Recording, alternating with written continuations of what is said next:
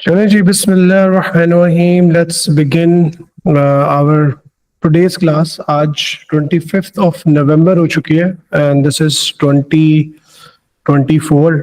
Previously अगर हम एक क्विक रिवीजन दें तो मैलम ऑपकोड और ऑपरेंड, ऑपकोड करना क्या है और ऑपरेंड कहाँ करना है।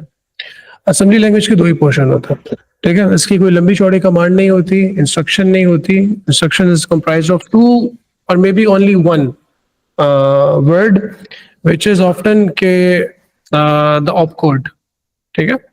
इसकी भी एग्जाम्पल के तौर पे कुछ जो है वो इंस्ट्रक्शंस करेंगे तो हमें बेहतर आइडिया हो जाएगा।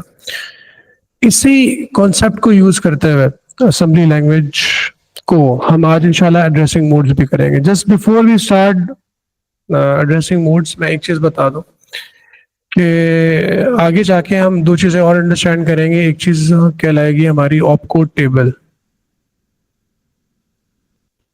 ठीक है। ऑपकोड टेबल को हमें पढ़ना कैसे होगा, अगर ये पढ़ना आ गया तो हमें चैप्टर 4 हमारा निकल जाएगा, सही है। और एक चीज कहलाती है सिंबल टेबल, वो खैर हम बाद में करेंगे।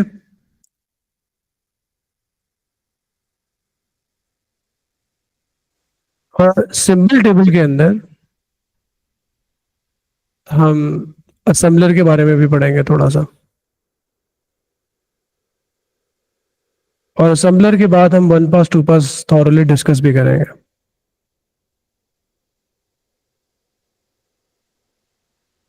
ठीक है। खैर ये बात की बात है। कुछ और चीजें भी हैं जो हमें आगे जाके करनी है। फॉर एग्जांपल हमें बिट मैनिपुलेशन भी करनी होगी।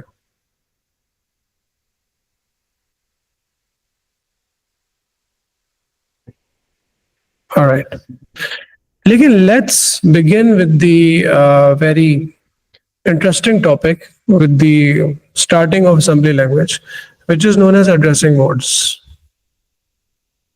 तो हमारा जो आज का टॉपिक है चैप्टर 4 प्रोसेसर्स फंडामेंटल के अंदर, प्रोसेसर फंडामेंटल के अंदर असेंबली लैंग्वेज के अंदर एड्रेसिंग मोड्स। कुछ याद आ रहा है थोड़ा थोड़ा?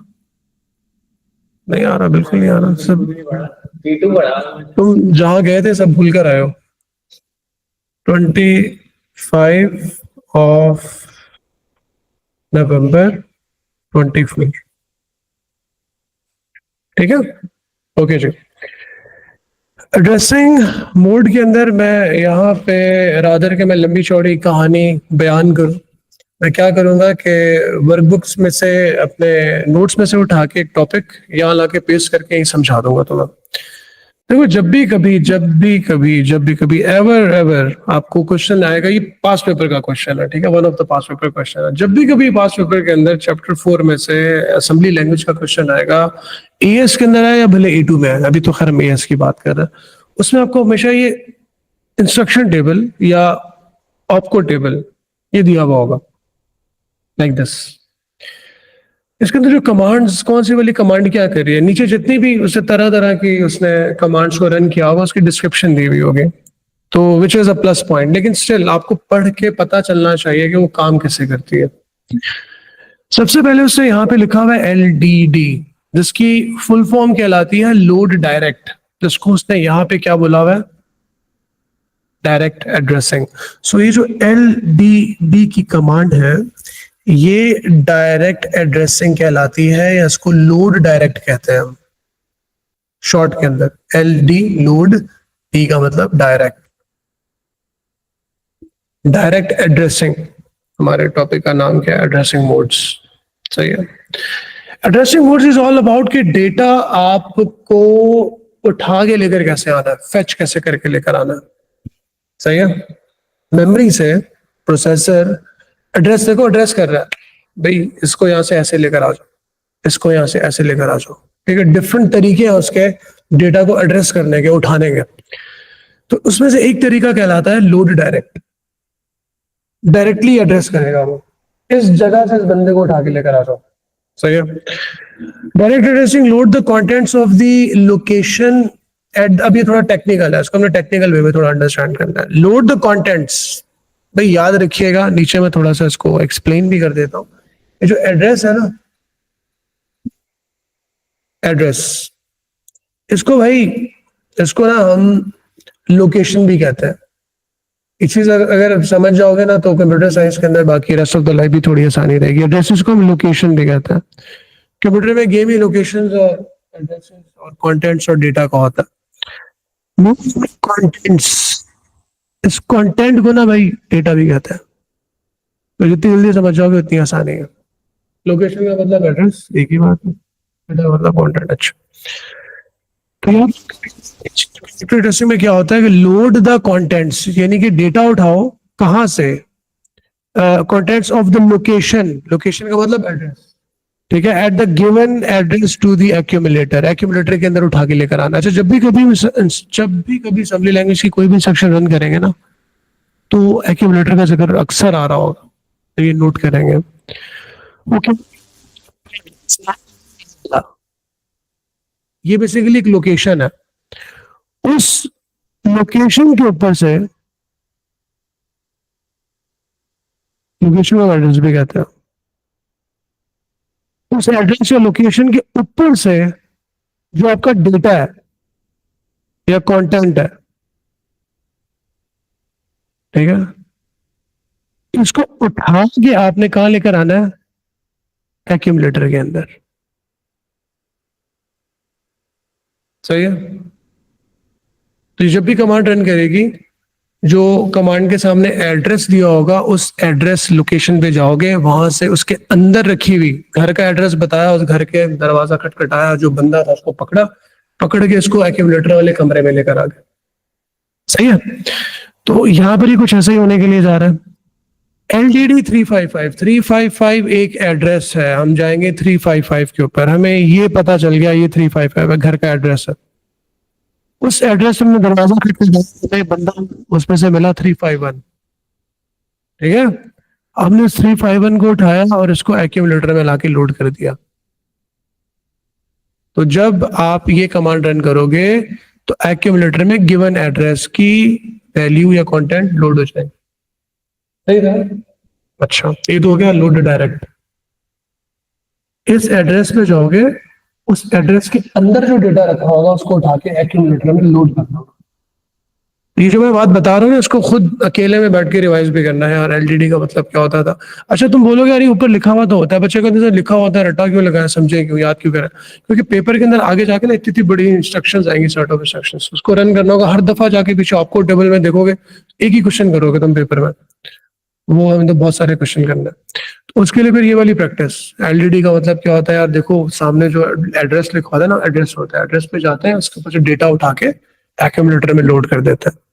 सारे एड्रेसिंग मोड्स आपने ऐसे याद करना है, एड्रेसिंग मोड्स भी और बाकी इंस्ट्रक्शंस में। LDM, immediate addressing. LDM के सामने जो वैल्यू लिखी हुई है उसी को एक्यूमुलेटर में डाल दोगे। LDM के सामने जो हैश लगा के वैल्यू लिखी हुई है उसी को ही उठा के आपने एक्यूमुलेटर में मूव कर देना है। नहीं, उसमें कुछ नहीं आएगा आपको, कहीं नहीं, लोकेशन आएगी उसकी अपनी लोकेशन, सामने जो लिखा हुआ वही डाल दो, ठीक है। अच्छा, एक मैं और वर्ड भी यूज करने के लिए जा रहा हूँ, it will going to help you out, क्योंकि रिकॉर्ड हो रहा है, बार बार सुन भी लीजिएगा, काम आएगी चीज। देखो हमें पता है कि असेंबली लैंग्वेज के अंदर ये वाली चीज क्या कहलाती है, ऑपकोड, और ये वाली चीज क्या कहलाती है, ऑपरेंड। हमेशा ऑपकोड ऑपरेंड, ऑपकोड ऑपरेंड, सही है। ऑपकोड ऑपरेंड, कमांड करना क्या है, कहां पे करना है, सही है। अच्छा, एंगल की डेफिनेशन यूं भी हो सकती है।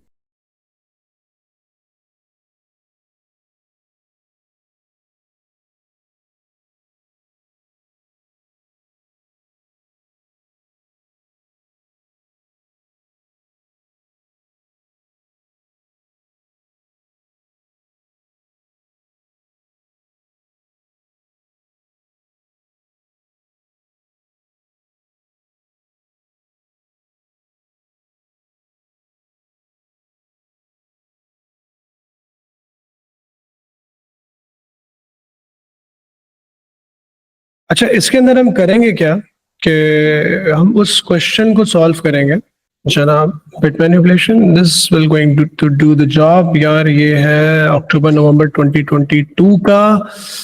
देखो, अक्टूबर नवंबर 22 पेपर 1 वेरिएंट 3। सबसे पहले हमारी इंस्ट्रक्शन क्या कह रही है? LDR #0। अब LDR क्या होता है? चलिए जी, ऑपकोड टेबल के पास चलता है। LDR हमें ये कहता है कि इमीडिएट एड्रेसिंग की ही किस्म है। अच्छा, मैं एक चीज आपको बता दूं, मोस्ट ऑफ द कमांड्स आपकी प्रैक्टिस में आ जाएंगी। कोई एक या दो कमांड ऐसी हो सकती है जो कि नहीं हो आपको टेबल के अंदर, तो उसके लिए आप क्विकली जो है वो एडजस्ट कर जाओगे। अच्छा यार, इस कमांड का ये मतलब है। बाकी कमांड्स आपको कंपैरेटिवली आनी चाहिए। LDR immediate addressing load the number n to IX। तो ये क्या कर रहा है? LDM में होता था कि वैल्यू एक्यूमुलेटर में जाती थी, इसमें ये n को उठा के लेके जा रहा है IX के अंदर, इंडेक्स रजिस्टर के अंदर। बस ये फर्क है। सही है। तो सबसे पहले कमांड की, तो भाई immediate addressing load the n, इसका मतलब है कि जो ये वाली वैल्यू है ये एक्यूमुलेटर में नहीं जाएगी, ये वैल्यू जाएगी आपकी IX के अंदर। तो आप क्या करोगे? IX के अंदर देखो, अब एक एक फन चीज और है। जब इस इंस्ट्रक्शन को आप रन कर रहे हो, ये इंस्ट्रक्शन किस एड्रेस के ऊपर है? पूरी की पूरी इंस्ट्रक्शन 75 पे। जब आपने इंस्ट्रक्शन नंबर 75 को रन किया तो उस वक्त IX के अंदर आ गया 0। तो किस एड्रेस पर रखी हुई इंस्ट्रक्शन को रन करने से किस रजिस्टर की वैल्यू चेंज हुई, ये बहुत अच्छा तरीका है ट्रेस टेबल का। चलो जी, ये सेक्शन चल गई, क्योंकि प्रोग्राम हमेशा लाइन बाय लाइन चलता है, अगली लाइन पे चलता है। इंस्ट्रक्शन नंबर 76 पे वो कह रहा है LDD 100। हमें ऑपकोड टेबल देखने की जरूरत ही नहीं है। 100 पे जाएंगे, 100 के ऊपर रखे हुए कंटेंट्स को लोड कर देंगे एक्यूमुलेटर यानी कि ACC के अंदर। हमने इंस्ट्रक्शन नंबर 76 को रन किया, 100 एड्रेस 100 के ऊपर गए, 1 को उठा के हमने एक्यूमुलेटर में लोड कर दिया। अच्छा देखो, यहाँ टेबल के अंदर भी गिवन है, नीचे भी गिवन होगा आपको। एड्रेस 100 के ऊपर 1 रखा है, इसको उठा के आपने एक्यूमुलेटर में डाल दिया। चले जी, अब ये कंपेयर #2 का मतलब क्या होता है? वैसे हम सबको पता है, लेकिन इसको जानबूझ के थोड़ा यहां से पढ़ लेते हैं। कंपेयर CMP का मतलब होता है कंपेयर। तो हम कंपेयर करेंगे, हैश का मतलब n, मतलब इसी वैल्यू को यूज करेंगे। कंपेयर करेंगे n को, n के अंदर जो भी वैल्यू होगी। देखो, CMP का मतलब कि आपने जो ये n वैल्यू है, ये वाली n वैल्यू, इसको कंपेयर करना है एक्यूमुलेटर पे रखी हुई वैल्यू के साथ। कंपेयर करना है कि ये बराबर है एक्यूमुलेटर पे रखी हुई वैल्यू के या नहीं है। अच्छा, CMP के बाद आपको ये दो इंस्ट्रक्शंस या दोनों में से कोई एक इंस्ट्रक्शन में मिलती है, ये कहलाती है JB का मतलब होता है जंप। जंप इंस्ट्रक्शंस है। एक जंप E है, एक जंप N है। N का मतलब नो, E का मतलब एग्जीक्यूट। ठीक है, जिस तरह से भी कह लो इसको। E आपकी ट्रू होने पे चलती है, ये फॉल्स होने पे चलती है। ट्रू फॉल्स क्या है, इसका भी जिक्र कर लेते हैं। यहाँ पे पूरा नक्शा बना लेते हैं इसका। अब जिक्र छिड़ गया तो पूरा जिक्र कर लेते हैं। देखो भाई, अगर किसी जगह पर CMP की कमांड आ गई और CMP आपने किसी भी चीज के साथ किया, ठीक है, किसी भी चीज के साथ कर सकते हो। CMP के बाद आपको JPE और JPN, ये दोनों इंस्ट्रक्शंस बाद में मिल सकते हैं। देखो, यहां पे हमें CMP के बाद JPE तो नजर आ रहा है,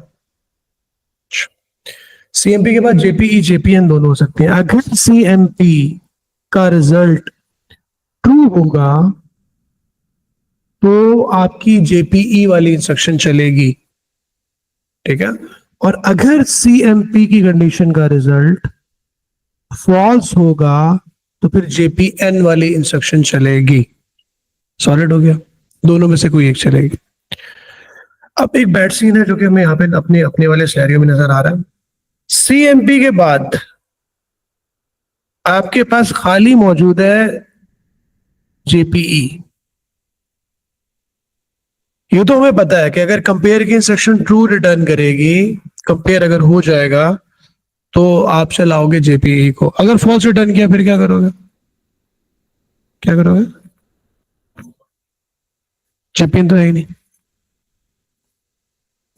मैलम क्या होगा? अब JPN तो है ही नहीं। अगर ये वाला सीन हुआ तो क्या करेंगे? अगर कंपेयर नहीं, क्या करेंगे फिर? मतलब छोड़ देंगे?